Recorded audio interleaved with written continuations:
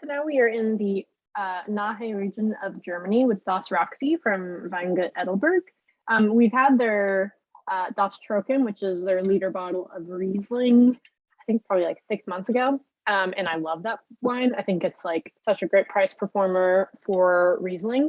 And then I had the red and I was like, yep, this one's great too. So let's throw this one in. Actually, and we did their orange. I think they only do 3. They have an orange that's also like this amazing Ramasso color.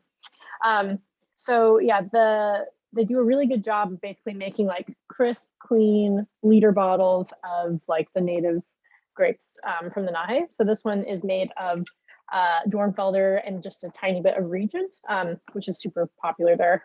They make it lighter in style. I think it's 2 weeks or something for fermentation. Not 100% sure, but I do know that like it's a light touch.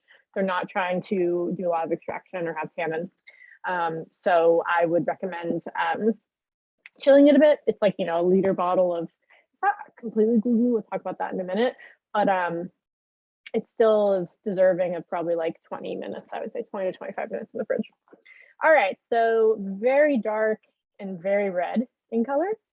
On the top, oh, it smells super fresh. A lot more fresh than I was actually expecting just based on the color. So it's like kind of like violets. I just want to go straight into like blackberries and blueberries because that's like automatically the first thing I got, but we'll get there in a second. Like lavender, probably. It smells purple. It smells like purple things, even though the color is very red. On the bottom, it's interesting. I was saying blackberries and blueberries. I was getting that more at the top. And once I kind of really got my nose down here, it's more like plums. A little bit meaty, but nothing crazy. Yeah, it's just like very light, fresh, dark fruit. Plus like the like purple non-fruits. So let's try it.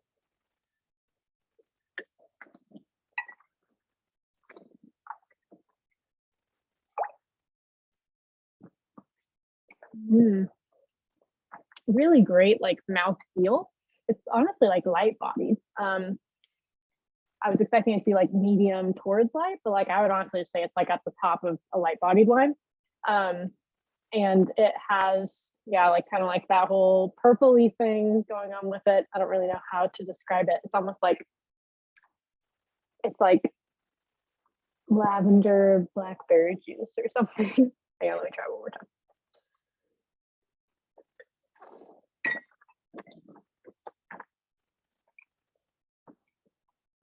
Yeah. I mean, it is a little bit meaty. It's like right when you first get it, it's like, oh, like I'm a little bit meaty, but then it gets super fresh and the fruit is still fresh on the palate. A lot of times it'll kind of switch and become like deeper and fruitier on the palate. That's not happening here. It's still light and fresh and the body is light. Tannin's super low. Acid's really, actually, that's not true. Tannin's not super low. I think tannin is lighter, but like it's there. Maybe I'll say medium minus. And then the acid is great, like perfectly balanced. So with all that in mind, I love the idea of this to put with food. I think that it's a great food pairing wine. And I would just keep it kind of on the lighter side with pairings. I wouldn't do any like darker meats. I do your chickens, your porks. I would do like less complex meals too. Like it's got a good amount of stuff going on, but it doesn't have all the spices and things that some of these reds do when they're lighter. So I would stick more with like, you know, your roasted chickens or a pork loin with the other meals where it's like you have your meat, your veggie, and your starch or whatever. I'd put it with like a pork chop and a potato and some broccoli or something. I think it'll go really well with any style of that, but that's just, you know, meat or meat alternative, and your veggie and your starch. So enjoy.